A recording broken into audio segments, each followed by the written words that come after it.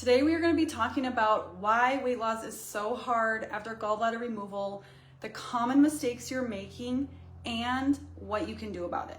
So I get so many messages every week from women telling me that after they lost their gallbladder, their health and started deteriorating and they started gaining weight. And it seems like this is a very overlooked problem, and so I really want to address this. We talk about this in Metabolism Tune-Up. So inside of Metabolism Tune-Up, we specifically address women that have no gallbladder, fatty liver, or an MTHFR variation. And so I just want to dive deeper into not having a gallbladder and give you more specific instructions on what not to do and what to do. So let's just back up and let me give you a little bit of understanding about what the gallbladder did and what it's no longer doing. So the gallbladder is like a little balloon under your liver, and it stores bile, which the liver makes. So the liver makes this fluid called bile. Bile has many, many uses, multiple purposes, and one of the major things it does is help to absorb fats from your food, and it helps you to detoxify. So it helps you to absorb fat-soluble nutrients, and helps you to detoxify. So bile is actually alkaline. So it's like a detergent. So you have acids and you have bases. So when food mixes with acid in your stomach, it becomes very acidic. But then when the food passes into your small intestine, it mixes with bile, whether that comes from your gallbladder or it comes from your liver. If it's dripping straight from your liver, which is the case if you don't have a gallbladder, then that bile helps to neutralize the acidic food from your stomach. So that's also another important part of having bile. So what the liver does is it makes bile, and then that bile gets stored in the gallbladder until you eat. And then there's hormones that are triggered that help to release the bile after you eat.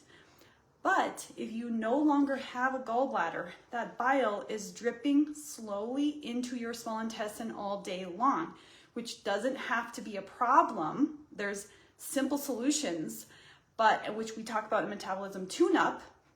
But I'm going to talk about where women go wrong and what ends up happening and why you end up gaining so much weight after gallbladder removal, and why you feel like your digestion is off and you feel inflamed and bloated and maybe struggle with nausea after eating.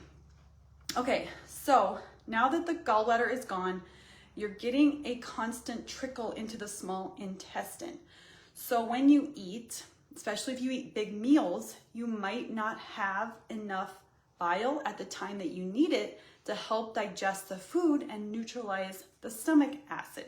So you're not absorbing some fat-soluble nutrients, stomach acid isn't getting neutralized, and that food isn't being detoxified. So it's not pulling toxins out of your food. So those are three things that can happen. The other issue is if you got gallstones, that there's a good chance that you were dealing with fatty liver or liver dysfunction in the first place. And so maybe your liver is not actually making good quality bile to begin with. And so your bile could actually be thick and sludgy, and instead of like thin and fluid, it's more thick. So it could be a double whammy. Not only is that bile dripping into the small intestine, but it might not be good quality, okay? And what's gonna happen is you're gonna have poor digestion of fats, and you might not be absorbing fat-soluble nutrients like vitamins A, D, E, K, and omega-3 fatty acids. And those are really important for metabolism, which we'll talk about in a little while. Also, if you're not getting that bile timing into your food, so what could be happening is bile helps to grab toxins out of the bloodstream, and then food mixes with bile, and that food actually helps to shuttle those toxins out through your stool. But if you're not getting enough bile released with your food, then you might not be flushing out toxins efficiently. And then when you're not absorbing those fat-soluble nutrients, when you're not detoxifying, this can really have a negative effect on your metabolism, and it can really slow your metabolism down, and it can just kind of create this like backlog, this like traffic jam in your liver of what your liver is supposed to be doing. And so your liver is actually supposed to be burning about 20% of your daily calories. But if your liver is like sluggish because you didn't solve your liver problem when you got the gallstones in the first place, then that's another reason that your metabolism might be slower, okay? So the reasons that your metabolism feels stalled are nutrient deficiencies, and then another thing is your liver helps to regulate your blood sugar. And if your liver is sluggish, then you could have blood sugar peaks, like not even blood sugar throughout the day. And another thing is if you're not absorbing fats from your food, fat is one of the things that slows down the release of sugar into your bloodstream. And so if you're not absorbing those fats, then that could be also contributing to blood sugar swings like peaks and dips. You could also be having some hormonal shifts because, so if you're not detoxifying estrogen and other toxins, then that's gonna have a negative impact on your thyroid, and it can slow down your metabolism. And then your gut microbiome could also shift. So that's the friendly bacteria in your digestive tract, the colon, in your gut, where like that population of healthy bacteria could be changing now. And so you might not have an optimal bacteria that helps you to digest your food, absorb nutrients, and make some vitamins. It actually, your gut microbiome helps to make vitamins that give you energy. So now when women start gaining weight after gallbladder removal, they tend to want to make one of these following mistakes. Okay, so we tend to like have a knee-jerk reaction, and we decide that we're gonna do some of these quick fix diets, which actually make the problem worse. And so some of those are keto and low carb diet, which it sounds great and it can actually work for men. It's not actually great for women. You might see some body changes, like you might notice that you are losing weight on the scale, but it's not changing your body composition. And what's actually happening is you're just having water, you're losing water retention, and you're losing stored glycogen. So you're seeing weight loss on the scale, but it's not actually fat loss. And what this can do is these really high fat meals, because they're low carb, so they're high fat, is it can cause more bloating, nausea, and it just, you don't feel good. You might not feel good on that kind of a diet because it's high fat and you're having trouble digesting fats. The next one is fasting, or 1 meal a day. This is also like, it sounds really great. It sounds like in theory that would be good, but when you actually apply this, it's not good for women that don't have a gallbladder, because you have a steady trickle of bile into your small intestine all day.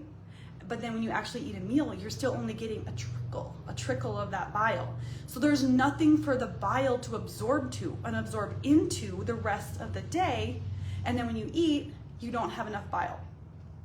Fat-free diets, or low fat, which was a big craze in the 90s, are not good because you need that. You're already having trouble absorbing fats. And then when you don't eat enough fat, you are just, and that fat is really important for making hormones and for making bile. So that when you go low fat, then your liver is going to have a harder time making bile, and so you can get gallstones and your bile can become thick and sludgy.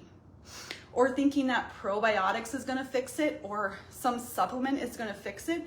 Supplements can help, but it's not as important as changing your nutrition and your food timing.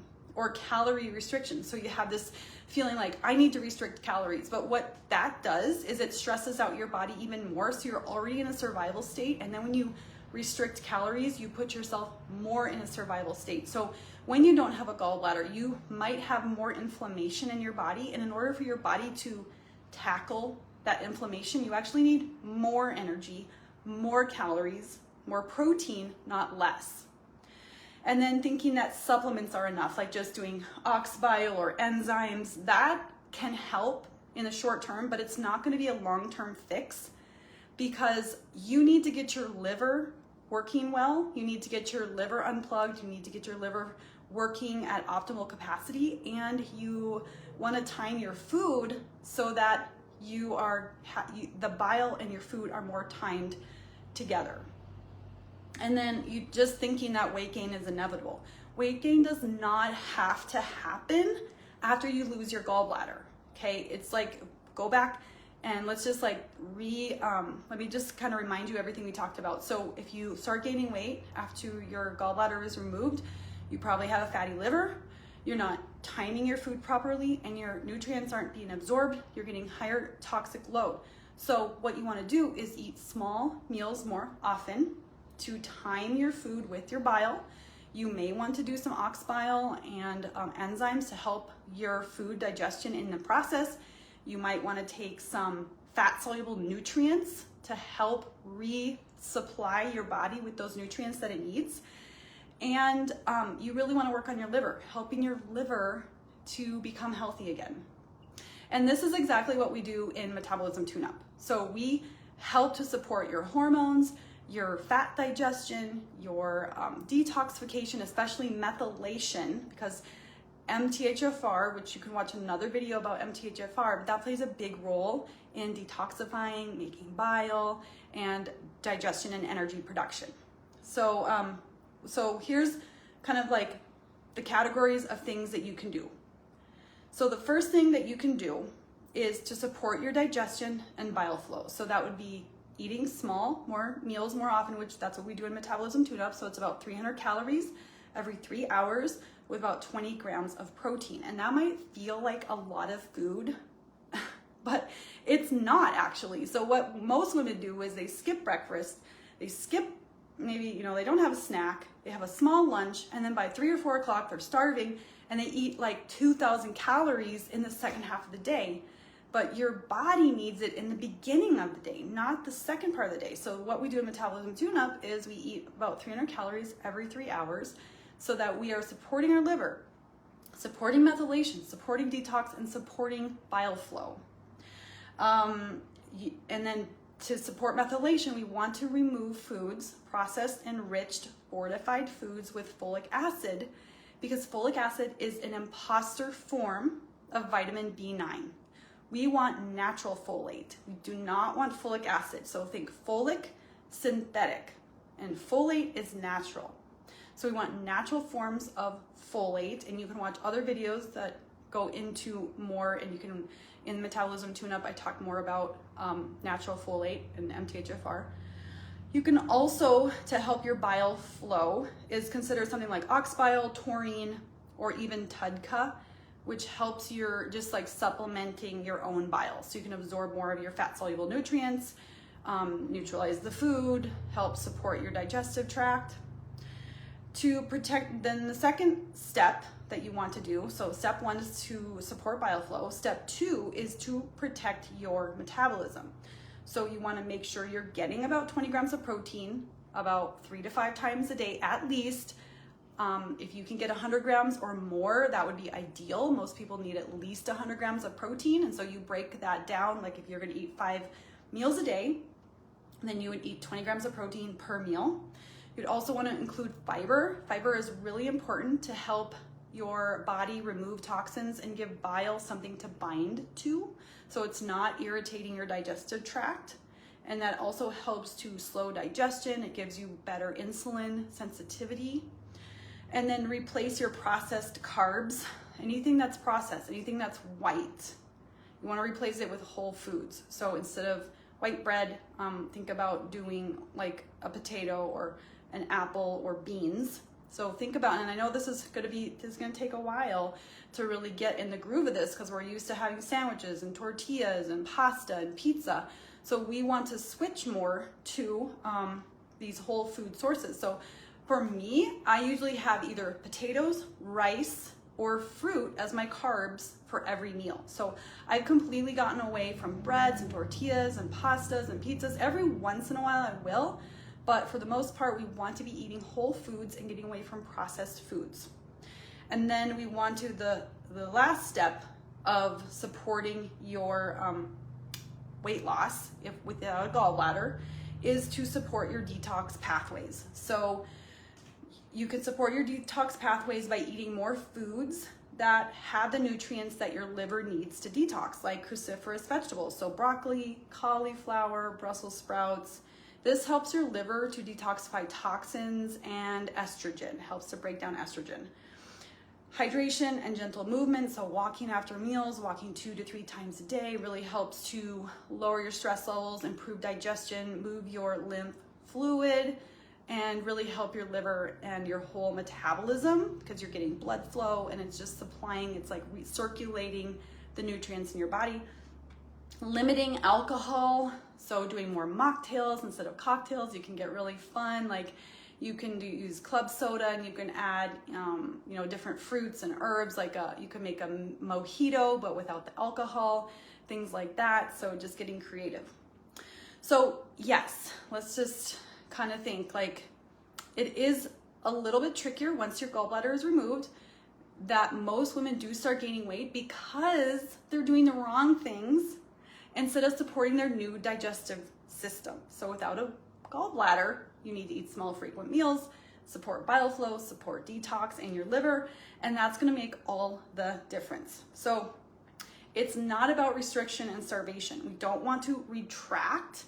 We want to support and nourish our new digestive system. So for this week, the things that I want you to do are to eat 4 to 6 small meals per day, prioritizing protein and fiber at each meal. So that could be like a smoothie in the morning with a little psyllium husk or chia seeds blended up. A snack could be like turkey bacon and maybe a piece of fruit. Lunch could be some chicken and rice and, you know, roasted red bell peppers. For lunch, or for a mid-afternoon snack, you could have hummus and carrots. And for dinner, you could have a piece of protein, whatever your protein is. It's important to have salmon because salmon has omega-3 fatty acids, so incorporating some fish into your diet, or maybe some ground turkey or chicken or beef or elk, like game meat, and then some kind of whole food carb like potato, sweet potato, jasmine rice, or fruit. And then before you go to bed, something like dandelion tea, because dandelion tea really helps to support, regenerate your liver cells. So I hope that was helpful to you, and I hope that gives you some clarity, so a little bit more detail on what your digestive system is like without a gallbladder, and how you don't have to gain weight, and there are ways to losing weight after a gallbladder. After gallbladder removal. It's just a matter of understanding your digestive system, where it is now, and not falling prey to all of those diet gimmicks out there that promise quick fixes and turnarounds. It's really about nourishment and supporting your digestive system where it's at. So thanks so much for joining me, guys.